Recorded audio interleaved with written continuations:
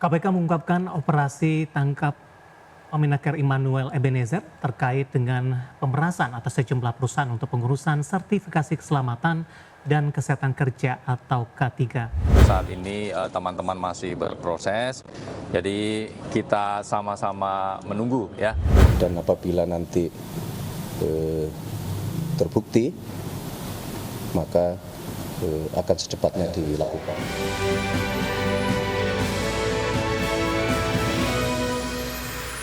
Komisi Pemberantasan Korupsi menangkap Wakil Menteri Ketenagakerjaan Immanuel Ebenezer dan 10 orang dalam operasi tangkap tangan. Juru bicara KPK Budi Setio mengungkapkan OTT dilakukan di wilayah Jakarta dan hingga saat ini pemeriksaan masih terus dilakukan. KPK mengungkapkan operasi tangkap Pemenaker Immanuel Ebenezer terkait dengan pemerasan atas sejumlah perusahaan untuk pengurusan sertifikasi keselamatan dan kesehatan kerja atau K3. KPK juga telah melakukan penyegelan di salah satu ruangan di Kementerian Ketenagakerjaan serta menyita 2 motor gede Ducati seharga 1,9 miliar dan 1,3 miliar rupiah usai OTT tersebut.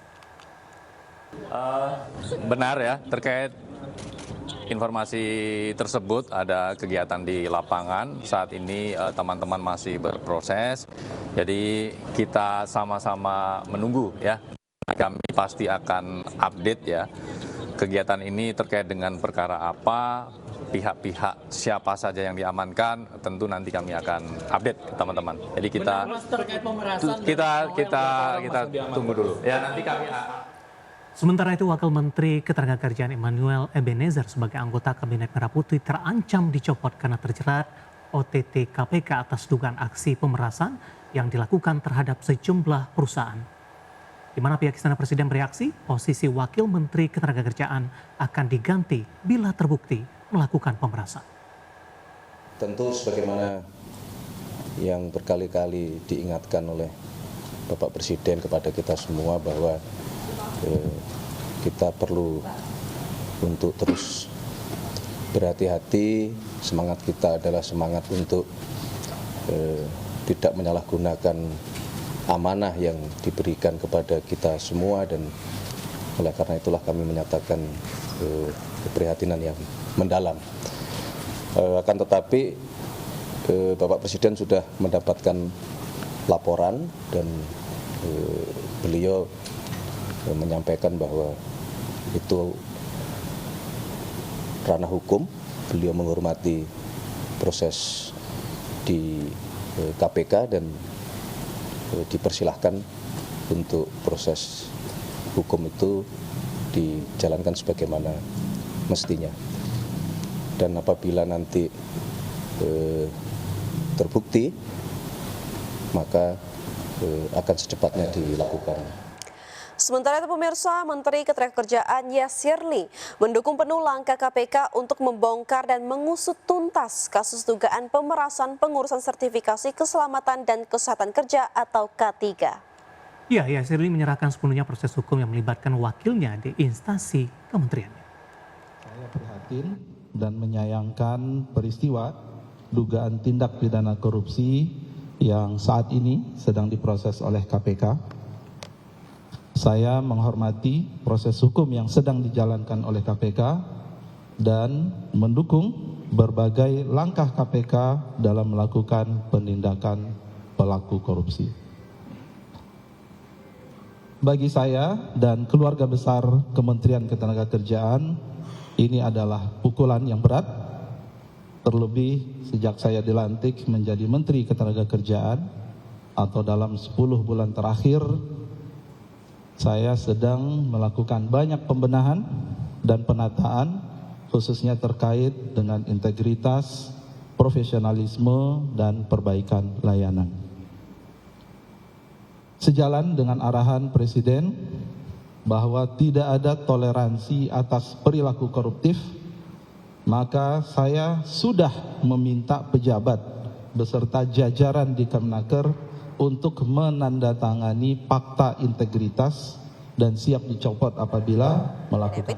Di mana di tengah kabar akan diakuisisi, PT Linknet Tbk tercatat membukukan rugi bersih sebesar Rp691,69 miliar pada semester 1 2025. Rugi emiten ini meningkat dibandingkan rugi pada periode yang sama tahun sebelumnya sebesar Rp282,3 miliar. Berdasarkan laporan keuangan, perseroan sebenarnya mencatatkan pendapatannya melesat 47,1% secara tahunan menjadi Rp1,57 triliun pada semester 1 2025. Sejumlah beban pun terpantau turun pemirsa, di antaranya beban penyusutan, beban umum dan administrasi, serta beban keuangan. Akan tetapi, perseroan tidak menghasilkan laba periode berjalan dari operasi yang dihentikan pada semester pertama di 2025. Berbanding dengan raupan laba periode berjalan dari operasi yang dihentikan pada semester 1 2024 sebesar Rp494,97 miliar. Alhasil, rugi bersih perseroan pun mengalami kenaikan pada paruh pertama tahun 2025.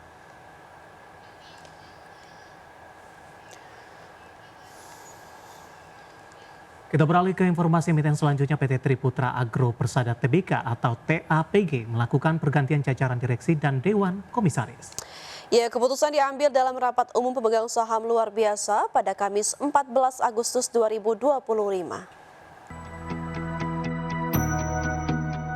PT Triputra Agro Persada Tbk atau TAPG melakukan pergantian jajaran direksi dan Dewan Komisaris. Keputusan diambil dalam rapat umum pemegang saham luar biasa pada Kamis 14 Agustus 2025. Rapat yang dihadiri lebih dari 93% pemegang saham menyetujui perubahan struktur manajemen.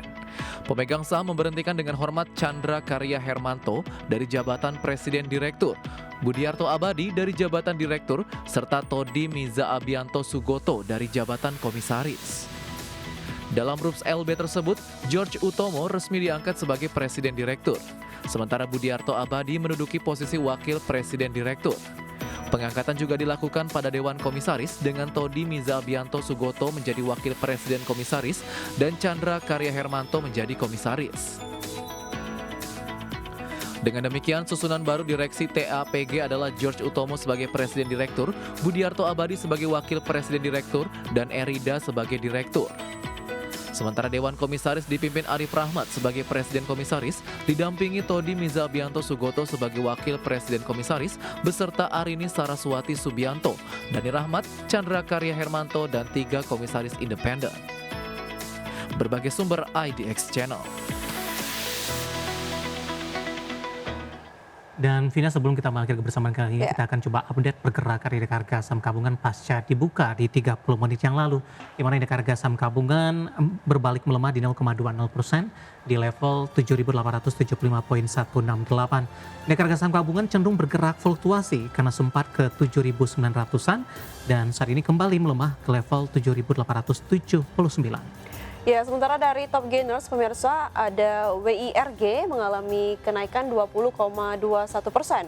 Ada koin, BWPT, Data, Humi, ITMA, Film, PRIM, dan MTEK.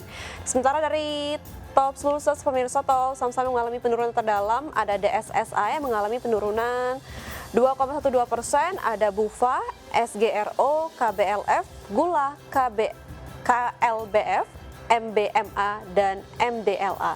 Sementara dari sektoral pemirsa ada teknologi yang memimpin kenaikan di 1,36%, sementara untuk kesehatan mengalami penurunan 0,37%. Ya, updatean pergerakan indeks harga saham gabungan, gainers, loser, dan sektoral dan semoga bisa menjadi salah satu referensi untuk Anda, terutama dalam menghadapi perdagangan di hari ini.